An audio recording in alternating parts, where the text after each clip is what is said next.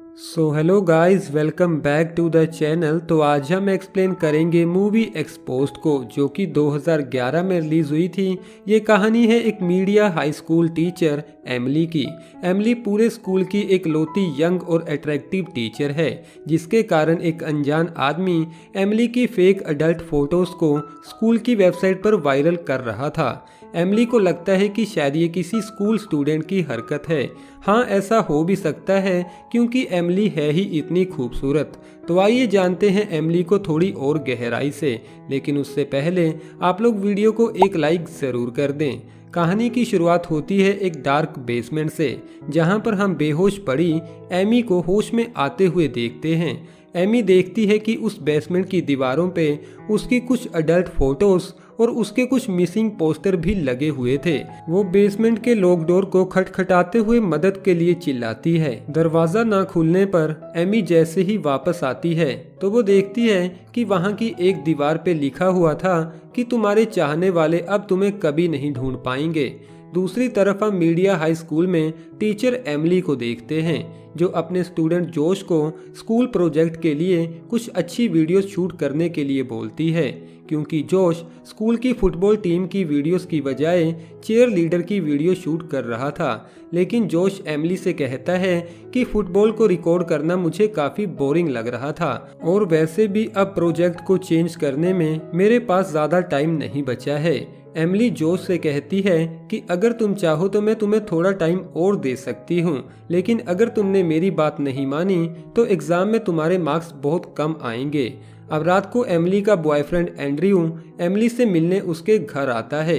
वो दोनों एक डिनर डेट पर जाने वाले थे, लेकिन एमिली एंड्रयू से कहती है कि आज मैं यहीं पर तुम्हारे साथ समय बिताना चाहती हूँ। जिसके बाद वो दोनों एक दूसरे को किस करते हैं और बेडरूम में चले जाते हैं। अगली सुबह एंड्रयू एमिली से कहता है कि मैं हमारे बिजनेस पार्टनर जस्टिन के पास जा रहा हूँ, क्योंकि मुझे उससे कुछ ज़रूरी बात करनी है। अब इसी टाइम जस्टिन फिर से एंड्रयू को फ़ोन करता है, जहां पर वो एमिली और एंड्रयू को बताता है कि टेक्नोलॉजिकल कंपनी का सीईओ वार्न मोरो हमारी पिच मीटिंग के लिए तैयार हो चुका है।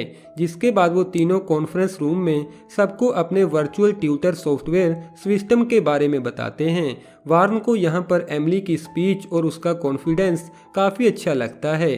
वार्न इस प्रोजेक्ट के लिए हाँ बोलते हुए उन तीनों को 3 हफ्ते का टाइम देता है, जिसके साथ ही वार्न उन्हें एक अच्छी बिल्डिंग और ज़रूरत का सारा सामान भी देता है। दूसरी तरफ एक मास्कमैन एमी की बेसमेंट में आकर उसे बेहोश कर देता है। उधर एमिली स्कूल खत्म होने के बाद भी लगातार अपने प्रोजेक्ट पर काम किए जा रही थी, जिसके दौरान वो मास्कमैन स्कूल की कंप्यूटर लैब में घुसकर कुछ पिक्चर सभी स्टूडेंट और टीचर्स को सेंड कर देता है।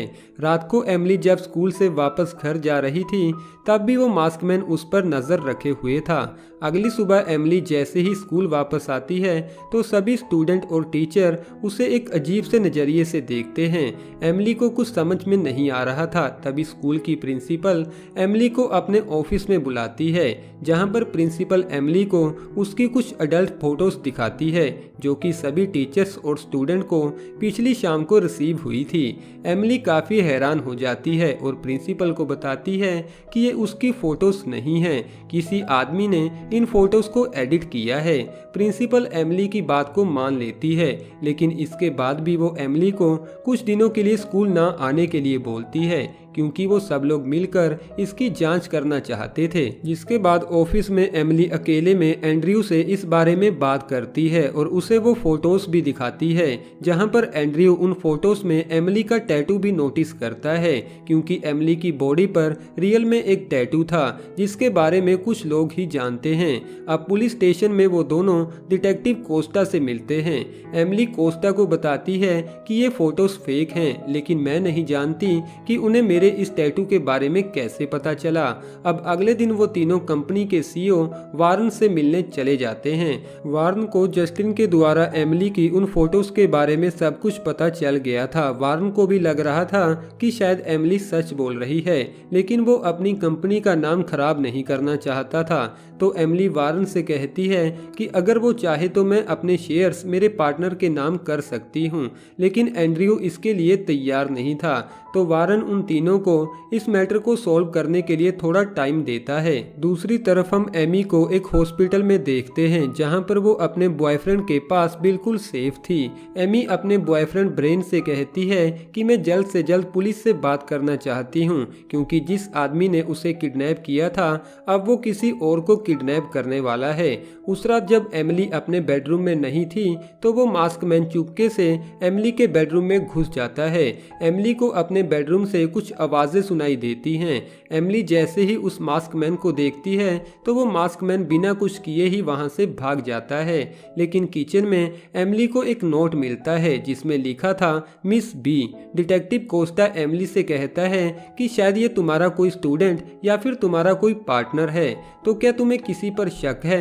एमिली कहती है कि जोश ही एक ऐसा स्टूडेंट है जो कि स्कूल में मुझे बिल्कुल भी पसंद नहीं करता था। जिसके बाद कोस्टा के पूछने पर एमिली बताती है कि उसके घर की 2 चाबियां हैं, एक वो अपने पास रखती है और दूसरी चाबी उसके बॉयफ्रेंड एंड्रयू के पास रहती है। लेकिन एमिली साथ ही कोस्टा को ये भी बताती है कि एंड्रयू उसके साथ ऐसा कभी नहीं कर सकता। अगली सुबह एंड्रयू देखता है कि एमिली पूरी रात ऑफिस में ही रुकी हुई थी, जहां पर एमिली एंड्रयू से पूछती है कि कल रात तुम कहां पर थे? मैंने तुम्हें इतने फोन किए लेकिन तुमने एक का भी जवाब नहीं दिया। जिसका जवाब देते हुए एंड्रयू कहता है कि मैं कल रात किसी काम से बिजी था।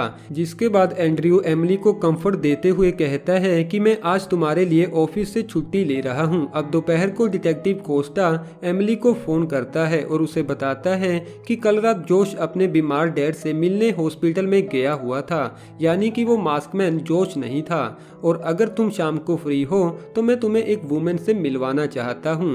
अब शाम को कोस्टा एमिली को लेकर डीसी हॉस्पिटल में डिटेक्टिव नोलन के पास चला जाता है, जो कि एमी का केस हैंडल कर रही थी। हॉस्पिटल रूम में एमी उन सबको अपने साथ हुए इंसिडेंट के बारे में बताती है कि कैसे वो सिटी बार से निकलते ही बेहोश हो गई थी और जैसे ही उसे होश आया तो वो एक बंद बेसमेंट में थी और इन सब से 1 हफ्ता पहले किसी अनजान आदमी ने मेरी एडिट फोटोज को मेरे आसपास के लोगों में फैला दिया था।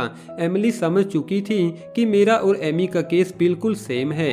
जिसके बाद एमी उन्हें बताती है कि मुझे छोड़ने से पहले उस मास्कमैन ने मुझसे बोला था कि मुझे अपना नया टारगेट मिल चुका है, अब मुझे तुम्हारी कोई जरूरत नहीं है। यानी कि उसका अगला टारगेट कोई और नहीं बल्कि एमिली है। हॉस्पिटल के रूम से बाहर आने के बाद नोलन और कोस्टा एमिली को बताते हैं कि एमी भी तुम्हारी तरह एक सॉफ्टवेयर इंजीनियर है। जिसके बाद कोस्टा एमिली को अपनी दोस्त कैरन के घर रुकने के लिए बोलता है। एमिली के वहां से जाने के बाद नोलन कोस्टा से पूछती है कि तुमने एमिली को ये क्यों नहीं बताया कि एमी भी उसी कंपनी के लिए काम करती थी जिसके लिए जस्टिन और एंड्रयू करते हैं। जिसका जवाब देते हुए कोस्टा कहता है क्योंकि ये सब बताने के बाद शायद हम उस मास्कमैन को कभी नहीं पकड़ पाएंगे। अब अगले दिन स्कूल का एक स्टूडेंट एमिली को एमिली के घर की लाइव स्ट्रीम वाली वेबसाइट के बारे में बताता है, जिस वेबसाइट को विजिट करने पर एमिली को पता चलता है कि उसके घर पर हर तरफ हिडन कैमरास लगे हुए हैं। डिटेक्टिव कोस्टा सभी कैमरास को कलेक्ट कर लेता है, लेकिन तभी वो मास्कमैन वीडियो कॉल के जरिए उनसे बात करता है। एमिली उसे पूछती है कि तुम मेरे साथ ऐसा क्यों कर रहे हो, तो वो मास्कमैन इसका जवाब नहीं देता और एमिली से कहता है कि अब इस वेबसाइट को बंद करने का कोई फायदा नहीं है क्योंकि मैंने तुम्हारी बहुत सी वीडियोस रिकॉर्ड कर ली हैं। अगले दिन कोस्टा एमिली को बताता है स्ट्रीमिंग वेबसाइट के लिए सबको सब्सक्रिप्शन लेनी पड़ती है और इसमें से एक अकाउंट एंड्रयू के साथ लिंक है। उसी समय एंड्रयू एमिली को फोन करता है और उससे पूछता है कि मैं तुम्हें कब से ढूंढ रहा था, तुमने मुझे बताया क्यों नहीं कि तुम कैरन के घर पर रुकी हो।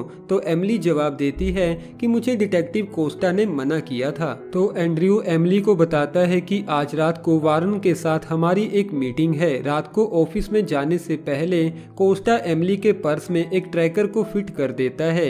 एमिली जैसे ही ऑफिस में पहुंचती है तो वो देखती है कि वहां पर कोई नहीं था, लेकिन उसे जस्टिन के बैग में से एक सीडी मिलती मिलती है जिसपे एमिली का ही नाम लिखा हुआ था। सीडी को चेक करने पर एमिली देखती है कि उसमें एमिली की वही फेक पिक्चर्स थी जिन्हें स्कूल में फैलाया गया था। जस्टिन के रूम में आने पर एमिली जस्टिन को कुछ नहीं कहती और वहां से बाहर जाते हुए उसे ये बोलती है कि मैं कार में अपना कुछ सामान भूल आई हूँ। लेकिन तभी जस्टिन की नज़र उस सीडी पर पड़ती है। वो एमिली का पीछा करते हुए उसे कहता है कि तुम मुझे गलत समझ रही हो, लेकिन एमिली जस्टिन की कोई बात नहीं सुनती। आखिर में एमिली की मुलाकात वारन से होती है।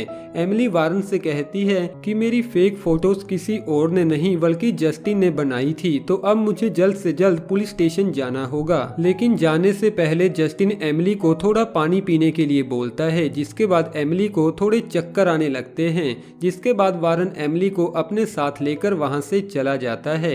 एमिली अपना पर्स ऑफिस में ही भूल आई थी, तो कोस्टा को लगता है कि शायद एमिली अभी भी ऑफिस में ही है।